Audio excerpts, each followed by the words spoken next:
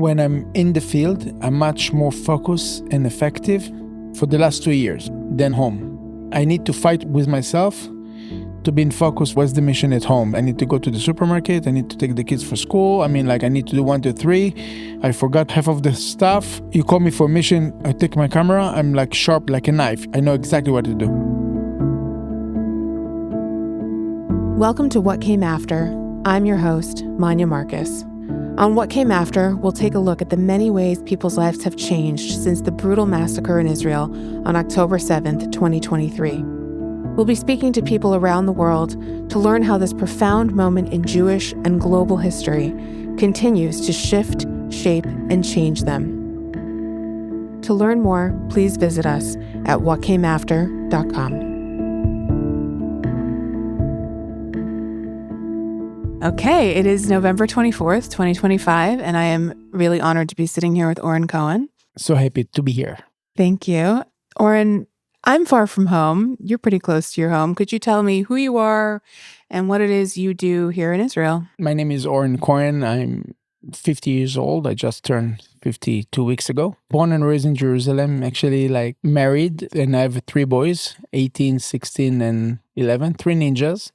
Serving the army as the oldest citizen in Israel, and still then for more than 30 years in the reserve. Very proud. Living now in the city that's called Modi'in, and I'm a professional photographer in Israel. So we were just speaking a little bit about your sons, and you mentioned that your 18-year-old is training to go into the army. And so I actually kind of want to start there because you released a book. It's a beautiful book called 629, which refers to the start of the attack on October 7th. But the images are really horrifying. And I can't imagine as a parent doing the work that you do, which is very, very difficult photography, and sending then my child potentially into war. Why don't you tell us a little bit about your story, how you got into this kind of photography, and if you could weave in a little bit about what it's like to see your son now start this process. I must say that on October 12th, 2 years ago, was supposed to be the launching for my other book, The Moment of the IDF. So I spent almost 4 years document all the unit in the army to create a book about the values of the soldier. No politics, no conflict. And the reason that I'm telling you this story is because for 4 years, I spent days and nights, weeks and months out of home on a mission, on training, on whatever classified and unclassified stuff. So I was working with the Navy, with the ground forces, with the Air Force, with special unit. And it was huge project. October 7 happened, so I didn't launch the book, but it's give me very wide network. And even on October 6, I went to the Syrian border to have photos of soldier pray. It was Sukkot, so soldier pray right. with a lulav and talit and everything on the border. And I have the photo that all the soldier pray in the dangerous minefield between Israel to Syria. And I said, it's ridiculous photo. Wow. On his vest, it was a kind of sticker that says, the best thing in life is to do something good for someone else. And I love it. And it says, this will be the photo from today. The soldier prayer is very special, but this sticker says a lot. It's give you answer for many, many questions. He wrote it himself? Someone type it for him or print it, and they share it for all the soldier because it says, be good, all right? Lovely. Mm-hmm. And this is Friday, October 6th. 6 early in the morning. I left home at 3 o'clock to drive 3 hours to take these shots, and then I'm back home. I did some shooting with the unit. It was October 4th. And what's going on with Gaza? Tell me what is going on? What you're going to do? I see there are all the kids and everything is on the fence and no one allowed to do nothing. Meaning that people were on the fence and the IDF was not allowed to respond to the fact that there was this. Because it says we don't want to make any issues. Fortunately, that was on October 4th. On October 7th, my friend killed. I didn't know. Suddenly, at the end of the day, I heard his name on the radio that he been killed. In your mind, you said, how come? 2 days ago, I hugged him and we spoke, and now suddenly he killed. Well, not only did you speak, but he understood there was a threat. All of us, we saw it. But no one, I don't want to get into conspiration or politics or conflict. It's sad because you lost so many friends. Then October 7 happened.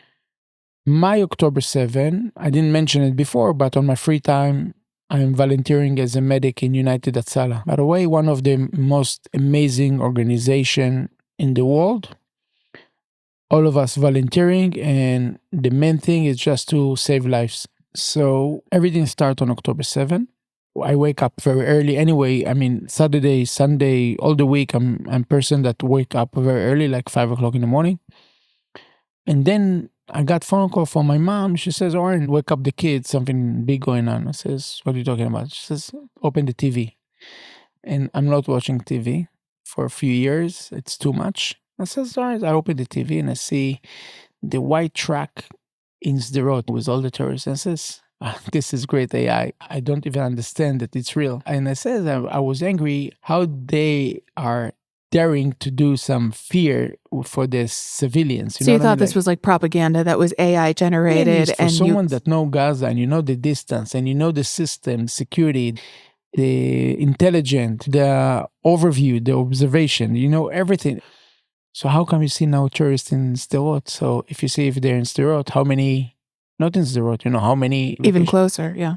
As many are there. Okay, I will go to the field, but no one know nothing. So because I was, as I mentioned it, I was working for years with the army, so I started to get phone calls. Oren, do you know something? Oren, can you tell us? Or each one's tried to get some information from many units. I mean, the thing is, many people drove down south, even of the commander of the Nachal Brigade. He went down south. And on Road 232, when he saw the terrorists, he went outside of his vehicle just to see if it's real. And then he'd been shot. What's happened is he didn't send the radio, don't come. So everyone came after him, also been killed, because no one says, don't come. Can I ask for a second, why were people calling you? Why did they think that you had information that they didn't have? People call anyone. Every person that knows something been called. Even me, I called to a friend of mine, they're a high commander, but no one answer. And even if you spoke with the highest commander, I mean, people says, we don't know what's going on. I have a friend, they're a pilot, that says we're on the way to the base, but we didn't get information. It's already 8, 9 o'clock in the morning. They're on the way to the base. Don't forget it started at 6, so it's been like already 3-4 hours. No one react. So then I got phone call from a friend of mine. She's some woman living in the same town that I'm living. And she says, Oren, you don't know me, but I need your help. I says, how you know me? She says, year ago, I did some sport in the park. I broke my leg. You came as a medic. You give me treatment and I keep your number. I says, all right, what's going on now? She says, Oren, my best friend, her daughter, she's in Kfar Aza. And they spoke with her at 10 o'clock in the morning and now no one can reach her. The father drove to find her and he found the daughter. They're under fire. If you can help them to rescue. I took the phone number of the father and I called him and says, listen, send me the location. I will try to send some help. I called to other friend. He is commander of SWAT team. And again, even him, you know, they just took weapon from whatever they found. It was ridiculous. And I says, where are you? He says, we are in this area, 1, 2, 3. I says, listen, I need you to take your team. This is the father and the daughter under fire. Please help to rescue them. Long story short, 2 of the soldiers got hit. One of them got bullet in the hand. The other soldier got shot in his chest, but thank God the bulletproof vest. They continue. In the evening, they connect to the father and the daughter and they rescue them. And then they're under fire. I call another commander and I said, do you have a tank to help? He sent 2 tanks. A few hours after, the father called me, Oren, thank you so much. I'm on the way home. I feel so happy that they've left. And then he says, what I need to do with the body. Which body? He says, my daughter. He says, where is she? So he says, on my back seat. He says, wait, you told me that you and your daughter under fire. He says, yeah, I just grabbed whatever I found for my daughter and I just took it because I didn't want to leave it in the base. So he says, no, you cannot bring him home. We need to go to the hospital to identify her. She's a soldier, so we need to go. Wait, He saw his daughter burning because they burn all the soldiers. They burn everyone. So he saw her, and how he saw, because on Thursday, she put pink gel nails. Yeah. And the hand was in the air, unburned. And he saw the pink color, so he grabbed whatever he found from the waist up. And when he went to the hospital at like 3 o'clock at night, they told him, leave it here, go home. We need to identify it and then we'll bury the girl. So he's calling to thank you and he's driving with his daughter, body. Whatever left from the waist up. She was killed. With all the girls with her. They burned all of them together. On Thursday, 5 days after, they found 2 bones, matching DNA. They buried it on Friday. So this is the way I start October 7. And then, of course, I took my motorbike, drove down south, and I saw even still bodies was in the Nova Festival. The road was full of bodies on the side in the bushes, like people that tried to escape from the Nova or hiding or injured and they lost so much blood, so they die. And you can see it in the book. We taken all of them out from the bushes when they died, and you understand it's something like, it's not even Holocaust. It's like the evil of the evil. Even monster have some point that this is stop Some for a second. limits, yeah. And then you get to the kibbutzim. In every house you see bodies, and on outside the house you see bodies and part of bodies and everything. What day was this that you were? This is already October 8th in the morning. Okay. October 7th, you stayed I was Modi'in. out at Modi'in, and late night I drove already. I mean, with the night between the 7th to the 8th, early morning, first flight, I was already on the way down. The numbers came, I remember even the TV, this is confirmed 20 people killed. And a year ago, I've been sent to take photos for the biggest newspaper in Israel. It's called Israel Hayom. I've been asked to go to Turkey to take photos of the earthquake. When you go to earthquake and you see tons of bodies, few thousands in a row, but you says, all right, but this is earthquake. You don't have control of it. It's the nature. Mm-hmm. You cannot do nothing. Over here, you see people that was the most evil that you can even explain. I mean, it's not that you see someone die. You see someone that cut the hands, cut the head, cut part of the bodies. I will not give many descriptions for women, but it's like nightmare. And on October 13, I've been asked to go to the Shura base. Shura base is the base that all the bodies been identified there. And they asked me to take photos. They opened the container and I see 40 or 50 bodies. And it's now you and I talking and you can hear the story, but you cannot smell it. You know what I mean? The smell for blood, it's like... And I says, all right, I need to go. He says, where are you going? I says, I took the photos from all the bodies. He says, yeah, but you have another like 17 containers. You need to open everything. Oh my goodness. Okay. And the last one is just heads and babies, like tiny bags. Says, listen, this is too much. But he says, you need to do it. You see it and have a block between what you see to your brain to understand what you see. You know what I mean? It's like shield. Are you saying that part of you has to turn off? Not part, 100%. Otherwise you cannot deal with it. Sometimes in the news you hear about soldier killed and you see funeral and the soldier buried in coffin. And we see just one. All the country cry. I saw how they bring trucks because on October 7 was 240 soldiers killed. I mean, you see it, but the numbers, it's beyond. You know, it's the day that Israel changed, but unfortunately, it's been changed for a very short time. I think the world became even worse than October 6. People don't understand what's going on. Are you saying that you feel that we're now back to a point where people are not realizing what's happening, or that we now do understand? It's few layers. First of all, it's hard to understand it. Second, many of us already tried to forget it. I'm sure you not remember October 7 as 2 years ago. It's like you remember 80% of it. Mm-hmm. So think about September 11. Do you remember September 11 now as you remember it 20 years ago? Not as well. All right, so all of us remember the plane crashing. And also, don't forget, Israel didn't show to the world the raw footage. So everyone in the world saw specifically videos, the white truck in Sderot, how they break the gate to Nahal Oz, and shelter on Road 232, and maybe the Nova 102 with the police officer running into the Nova Festival. So if you ask people, that's what's happened. And people didn't get it. And also Israel didn't make any PR to show the world. And even if you make PR, have a limit until how much people can handle it. It's hard. Yeah. Think about Holocaust. Do you want to see how the Nazi killed? So you can see a minute or two, but you cannot see it for days.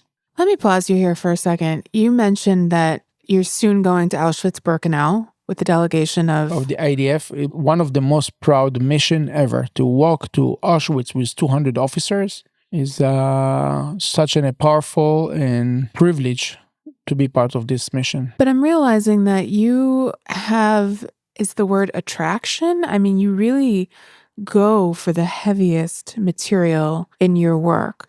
What draws you to the darkest parts of Jewish history? So I don't see it as a darkness. I see it as a mission to document it. And not for me. I want to have documentary footage for the next generation. If you're thinking about Yom Kippur War, okay, 1973, people wish to see it. I mean, but now everyone has camera, phone, so much images. In the crazy world that we are living now, people are so busy.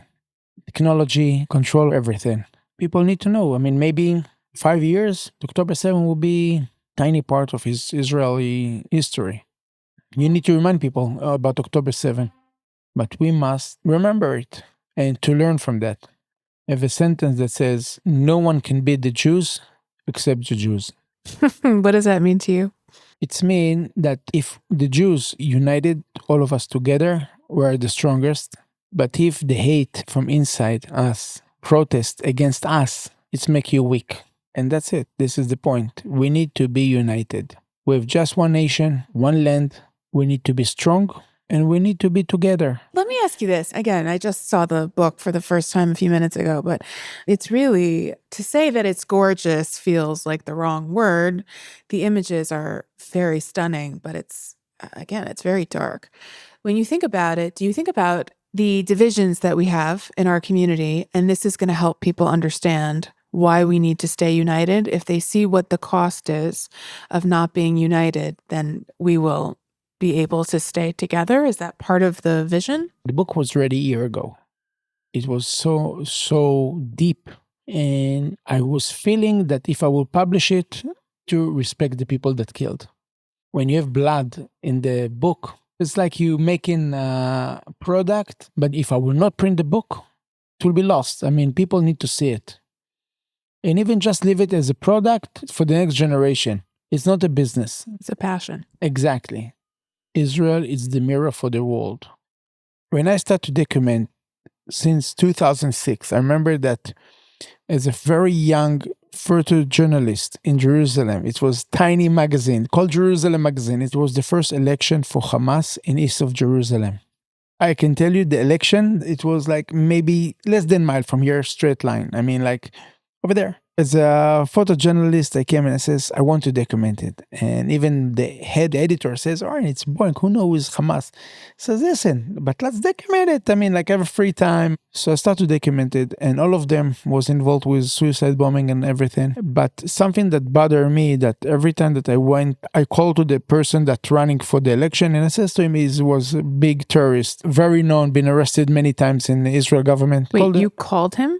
And this is in East Jerusalem? Yeah. So I met many of his friends, all of them terrorists. But something that bothered me, and I remember that I came to the editor, I says, listen, every school and every kindergarten that I'm going with him in the streets, so you see the American and the Israeli flag on the floor. So everyone need to step on the flags before they go into school, before they go into the kindergarten.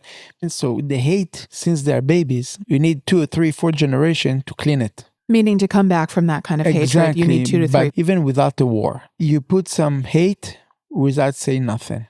What made him agree to having an Israeli Jewish photographer document? First of all, I'm a photojournalist. Same question. Why would he agree to a Jewish Israeli photojournalist? Why the Arab members in the government allowed the media to document them? Because they are going to the politics. I'm not a soldier. This is my job, to be a photojournalist. Even photojournalists went to take photos of Osama bin Laden or Saddam Hussein because they need to be shown. Well, I understand your interest, but did you feel safe while you were doing this assignment? I believe it's for many other photographers, when you're in extreme situation, you must block yourself like a shield. Otherwise, you're not function. If you're thinking about the fear, let's say you're in a mission in the army, or you're jumping from a plane, or you're going into a tunnel in Gaza, or you're going to our village inside Israel. But if you're not focused, or you block yourself emotionally and feeling, you're not function. It sounds like the experience of a photographer and a photojournalist is not that different. There are 3 roles we're talking about: photojournalism, your role with Hatzalah, and your role as a soldier. And it sounds like all of them require that you can disconnect a little bit to follow through with the mission, the purpose. 100%. And you turn the fear off while you have to do these 3 important jobs. When does it come back? Does the fear come to you at any point later? Or anything, the anxiety, the difficult feelings? What I saw, my body react after 2 years. Just now, the body start to release the overstressed, and I feel it. I did more than almost 400 days in the reserve. In Gaza? all over. And I saw that the family already, don't forget, you don't see your wife and the kids. You're here, you're not here, coming, you're in and out. They hear you on the phone, they see photos. I didn't show them the photos of October 7th. Even my wife didn't saw the book from the beginning to the end. It's too much, but this is piece of art. So I took vacation to United States. We went to cruise, just vacation for the kids. It takes days for the body to get used to different situation. And then the cruise, we left from Florida. So we said, all right, let's go a few days to Orlando, the park, Universal Studio and everything. So my kid says, Dad, come with us for The rides, the roller coasters. No way. So he says, Dad, you're jumping from plane, you do some crazy stuff, come with us for. I says, no, I'm not doing it. It's but if I'm holding the camera, I'm going in. Camera is your shield. It's your secret weapon. Yeah, you know what I mean? Cape, like the whole thing. Exactly. Yeah. So if you tell me, Oren, like have the elevator, like MGM or Universal, it's like elevator, you're going up, like 10, 11 floor. Then it's like you're falling down and stop, up, down, screaming. But if you tell me to do it, I will not do it. You tell me to jump from the plane, I will jump. Completely different mentality. I'm glad you have a sense of humor about it. I interviewed a guy who survived Nova last week, actually, and he's in some kind of unit, some elite unit. He said that he felt naked, of course, right? If you're in combat, you're supposed to have your weapon and your gear. And it sounds like for you, if you have your camera, you're ready. Yeah. When I'm in the field, I'm much more focused and effective for the last 2 years than I'm home. I need to fight with myself to be in focus for a second, or what's the mission at home? I need to go to the supermarket. I need to take the kids for school. I mean, like I need to do 1, 2, 3. I forgot half of the stuff. You call me for a mission. I take my camera. I'm like sharp like a knife. I know exactly what to do. So it's like you fight in between yourself. Even if you're home, sometimes I'm sitting for hours just as a zombie. You know what I mean? Like just to understand what's happened. So again, all the soldiers, boys, girls, commander, officer, all of them heroes. Honestly, I'm so proud of them. And sometimes when I went to some places, I saw a group of very young kids guarding and on the mission. And I don't see it now as a soldier. I see it as a father. Many times I took photos and I've like inside tears because I asked God, please protect the soldier. And more than that is the families. They are heroes because the wives, the husbands, the kids, you're home. You don't see your father for 2, 3, 4 months. It's tough. There was part of my question at the beginning that you didn't answer, and now we're coming back around, which is that you have tears in your eyes as a father and you're watching these people and you know what their families are going through. But now your own son is in training. And what is it like for you and what is it like for him? So in Israel, we are looking forward to the army because it's the biggest privilege ever to serve the country, protect the country. Me, myself, I will not tell him what I want him to do. Of course, I will recommend. But I believe every soldier, every kid need to do what is feeling the best for him. The only thing that I will tell him, it's not matter for me if you go into the top elite unit, SEALs or whatever, or if you want to be a chef in their army. I don't care. But you have 3 years, do your best. I want to know that you gave 100%. If you're a chef, make the best food ever. Make the soldier happy. If you logistic, give the soldier the brand new uniform to wear. If you're in the SEALs, be the best fighter ever. Whatever you decide, it's okay, but do your best. Does he seem like he wants to follow in your footsteps, or does he want to do other things? I don't know yet. He's very talented with many other things, but we'll see. The middle one, I know he will follow. He will be like even more extreme, like his father. More than that. How has your wife been as you've been on all these assignments? She is the balance. She is amazing. And you have 3 kids and a husband, it's like 4 kids. It's so she is the balance for everything. So you see a lot. I mean, that's your job, is to see. Yeah. And then to translate what you see so that we can see, right? Who sees you? Great Christian. I don't know. So now I made the book. And I hope people will see me through my work. What do you want us to see about you through your work? To see my work. So people will know how hard it is to document war and to know me through my work. Does anyone photograph you? Just by coincidence, have some between photographers. If you have few photographers in the same scenario, each one of us will take photos for the other and we send it each other. On the back of the book, you will see photos of me in Gaza that someone else took it by coincidence. I'm not walking in Gaza as a tourist. So Did you grow up speaking Arabic? no, I learned You learned. in the army, yeah.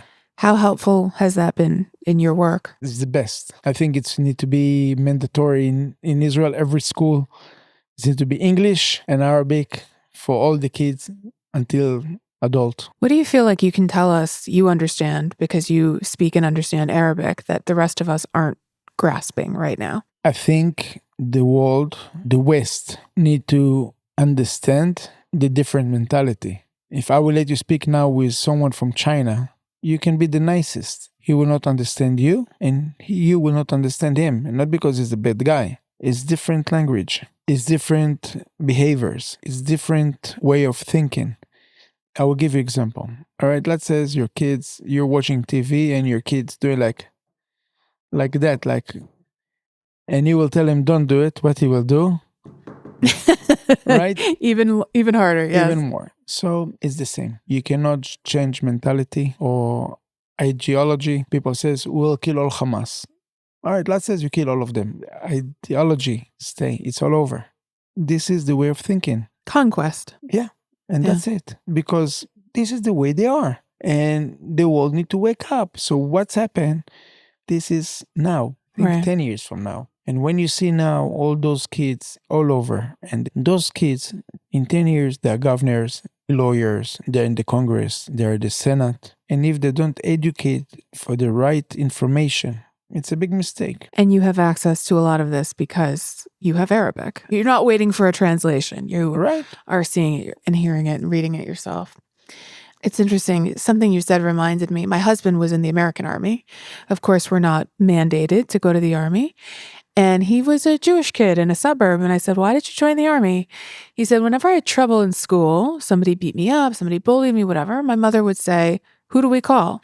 And he said, I don't want to have to call anybody anymore. If we are under siege, if there's a problem, who do we call? Where do we go? Yeah. We don't have the ability to defend ourselves. And Since I became a father, I remember when my oldest son, he was like maybe 3 or 4. And you come in to take him for the kindergarten. How are you? How was your day? And you're very excited. And he says, Dad, we have a new kid that is in the class in the middle of the year. And I play with my truck and he just grabbed it from me. And he says, listen, he's a new kid, maybe he's shy. So tomorrow, invite him to play with you and you be his friend. And the day after, hugging, how are you? He took me again. He pushed me. Third day, I came to the principal, and says, listen, I know I have a new kid. It's already the second day that he pushed my son. It's okay. This is kids. But I just want you to be aware. All right? I come in at the end of the day, take my kids. How was your day? Same. He pushed me, he took it, came to the principal. I said, listen, are you going to do something about it?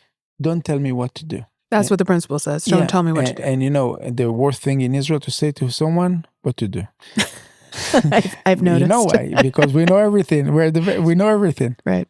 I'm thinking as a father, the middle son was baby. So the evening, my wife says, do you mind to make some shower and, story before the bed? I said, yeah, perfect. Make a shower, go into the room.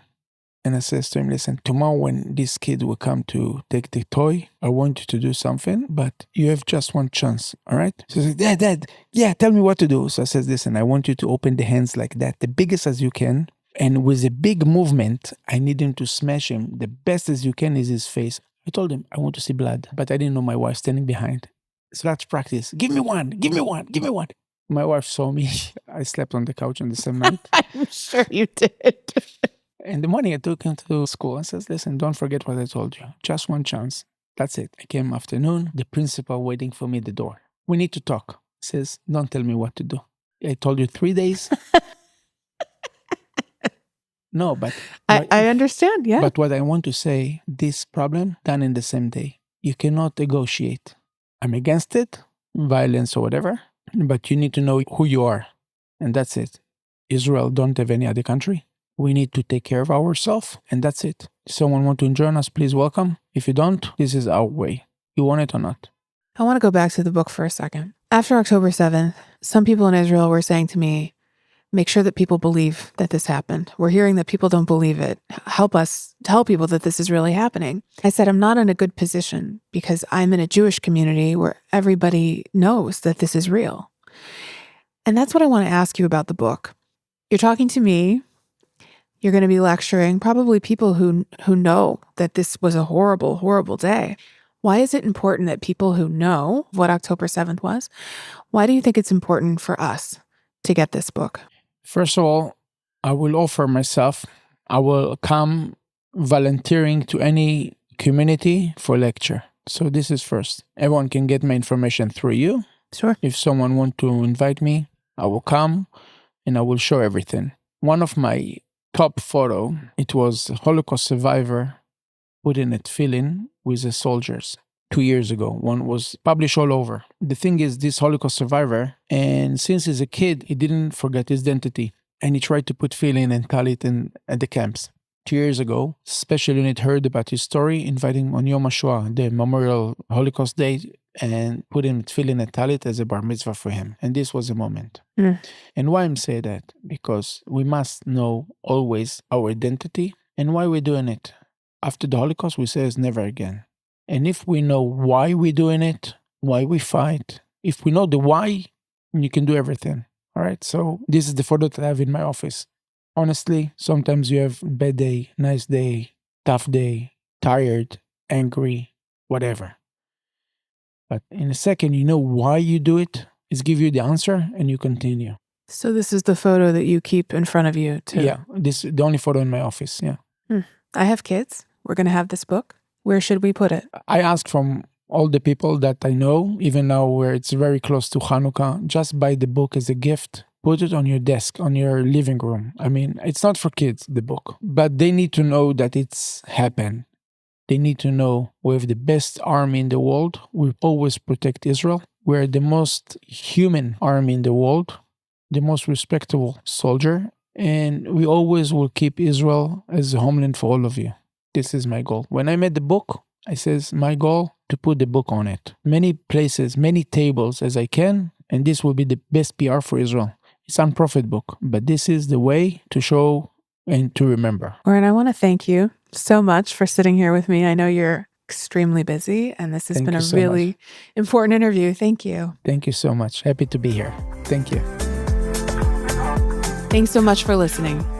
If you enjoyed this episode, please rate, review, and subscribe to What Came After wherever you get your podcasts. You can also find us online at whatcameafter.com. High ran little ball skies, we took them down like flies. No more slumber, Zion awakened and lie in order. They came in the nighttime, Lord said this is my time. Every nation tried, but this will be the last time. Me meshuga, ani meshuga, lo mefached, lo mefached. Me meshuga, ani meshuga, lo lefached, lo lefached. Cloud, who is the crazy one? I am the crazy one. I live with no fear, I live with no fear. Who are the crazy ones? We are the crazy ones. We live with no fear, we live with no fear.